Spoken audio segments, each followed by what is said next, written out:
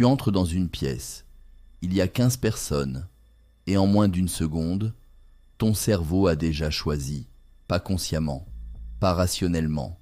Ton amygdale, cette partie primitive de ton cerveau limbique, vient d'émettre un verdict sur qui est important, sur qui mérite ton attention, sur qui possède quelque chose que tu veux inconsciemment. Ce verdict s'appelle le charisme. Et il ne prend que 50 millisecondes. Tu l'as déjà vécu. Cette personne qui entre dans une pièce et sans dire un mot, ton cerveau s'oriente vers elle. Tu ne sais pas pourquoi. Tu ne peux pas l'expliquer. Mais quelque chose en toi vient de se rendre. Ton striatum ventral, ton centre de récompense, vient de s'activer comme si tu venais de voir quelque chose de précieux. Ton taux d'ocytocine, l'hormone de la confiance, vient de monter de 82% en moins d'une minute. Aujourd'hui sur Leader Vertueux, je vais te montrer exactement ce que ton cerveau fait quand il rencontre quelqu'un de charismatique et pourquoi ton cerveau se rend. Ce que je vais te révéler n'est pas une théorie. C'est de la neurologie documentée par 4 des plus grands chercheurs en neurosciences sociales. Premier pilier, Antonio Damasio, Université de Californie du Sud.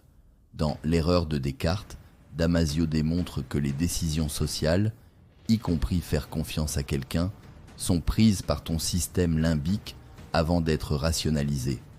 Ton amygdale émet un verdict émotionnel en 50 à 200 millisecondes. Deuxième pilier, le Dr John Gottman, Université de Washington. Gottman prédit la réussite des relations avec 94% de précision. Il a démontré que les micro-expressions involontaires durant un 25e de seconde révèlent l'état émotionnel réel d'une personne. Les gens charismatiques maîtrisent inconsciemment la cohérence entre macro et micro-expressions. Troisième pilier, Tali Sharot, University College London. Ces recherches montrent que l'optimisme et la chaleur perçue activent le striatum ventral, ton centre de récompense. Les personnes charismatiques activent ce circuit chez leur interlocuteur, créant une association inconsciente positive. Quatrième pilier, Paul Zak, Claremont Graduate University, surnommé Dr Love par le Wall Street Journal. Zak a démontré que la présence d'une personne congruente et attentive augmente le taux d'ocytocine chez l'interlocuteur de 82% en moyenne. L'ocytocine active la confiance, la générosité et la fidélité. Voici ce que ces 4 piliers prouvent de manière irréfutable. Le charisme n'est pas une performance sociale, c'est une signature neurologique. Quand tu rencontres quelqu'un de charismatique, ton cerveau ne décide pas de l'aimer. Ton cerveau se rend automatiquement, chimiquement, neurologiquement, parce que cette personne active 4 systèmes primitifs en toi en moins de 200 millisecondes. Et maintenant, je vais te montrer exactement comment. Mais avant de continuer, je veux que tu fasses quelque chose. Si tu veux comprendre non pas comment paraître charismatique, mais comment activer ces 4 systèmes dans le cerveau des autres, alors appuie sur le pouce bleu maintenant. Ce geste est ton signal au cerveau que cette connaissance a de la valeur. Fais-le, puis reviens. On plonge dans les 50 millisecondes. Premier système activé, le verdict de l'amygdale. Antonio Damasio a passé 30 ans à étudier des patients avec lésions cérébrales et il a découvert quelque chose de fascinant. Les patients dont l'amygdale était endommagée pouvaient analyser rationnellement chaque aspect d'une personne, mais ils ne pouvaient pas décider s'ils lui faisaient confiance, parce que la confiance n'est pas rationnelle, elle est limbique. Ton amygdale scanne en permanence 3 signaux primitifs. Cette personne est-elle une menace? Cette personne est-elle une opportunité? Cette personne est-elle congruente? Et elle répond en 50 à 200 millisecondes, avant que ton cortex préfrontal, ta partie rationnelle, n'ait même commencé à analyser. Et voici ce que font les personnes charismatiques sans même le savoir. Elles répondent aux 3 questions avant qu'elles ne soient posées. Menace? Non. Leur posture est ouverte, leurs épaules basses, leur regard stable mais doux. Opportunité? Oui. Leur présence promet de la valeur, pas du besoin. Congruent? Absolument. Leur micro-expression correspond exactement à leur macro-expression. Il n'y a pas de fuite, pas de tension, pas de mensonge corporel.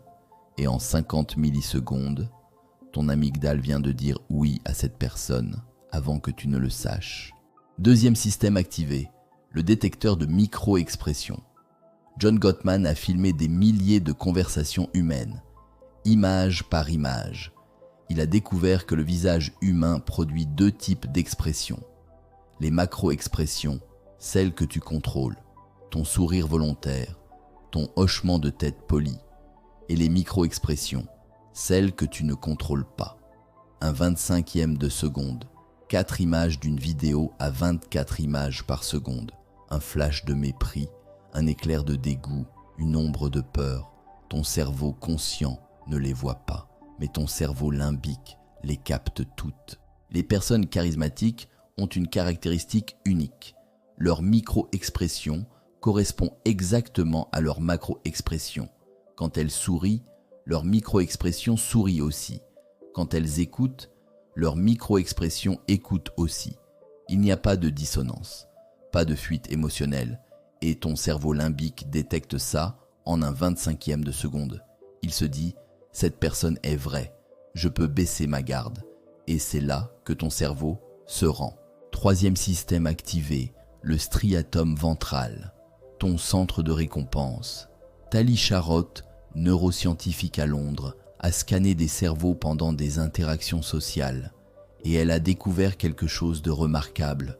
Quand quelqu'un perçoit de l'optimisme, de la chaleur, de l'ouverture chez l'autre, son striatum ventral s'active, exactement comme quand il voit de l'argent, de la nourriture ou quelqu'un qu'il désire. Ton cerveau traite une personne charismatique comme une récompense et il veut naturellement s'en rapprocher. Les personnes charismatiques activent ton centre de récompense par une chose simple, la présence positive. Elles ne vendent rien, elles n'attendent rien. Elles rayonnent simplement une énergie de possibilité. Et ton striatum ventral réagit comme s'il venait de trouver quelque chose de précieux. Ton cerveau associe désormais cette personne à une récompense. Et il veut y revenir. On arrive au 4e système, celui qui transforme l'attraction en connexion profonde. Si tu es encore là, c'est que ton striatum ventral vient de s'activer pour ce contenu. Abonne-toi maintenant à Leader Vertueux. Active la cloche, parce que le dernier système, c'est celui qui crée la loyauté. 4e et dernier système, la libération d'ocytocine. Paul Zak, surnommé Dr Love, a mesuré les taux d'ocytocine pendant des interactions humaines. L'ocytocine est l'hormone de la confiance, de l'attachement, de la fidélité. C'est elle qui est libérée quand une mère tient son bébé, quand 2 amants se regardent, quand tu fais confiance à quelqu'un avec un secret. Et Zak a découvert quelque chose de stupéfiant. Quand une personne est congruente, attentive, présente, le taux d'ocytocine de son interlocuteur augmente de 82% en moyenne. En quelques minutes, sans contact physique, juste par la présence. Les personnes charismatiques déclenchent ton ocytocine par 3 mécanismes. La congruence, elles sont exactement ce qu'elles paraissent être. L'attention, quand elles sont avec toi, elles sont pleinement là. La présence, elles n'ont pas besoin de te convaincre de leur valeur, elles l'incarnent calmement. Et quand ton cerveau détecte ces 3 signaux, il libère l'ocytocine. Et avec l'ocytocine vient la confiance, la générosité, la fidélité. C'est pour ça que ton cerveau se rend. Récapitulons ce que ton cerveau fait quand il rencontre quelqu'un de charismatique. En 50 millisecondes, ton amygdale émet un verdict positif. En un 25e de seconde, ton détecteur de micro-expression confirme l'authenticité. En quelques secondes, ton striatum ventral s'active comme si tu venais de trouver une récompense.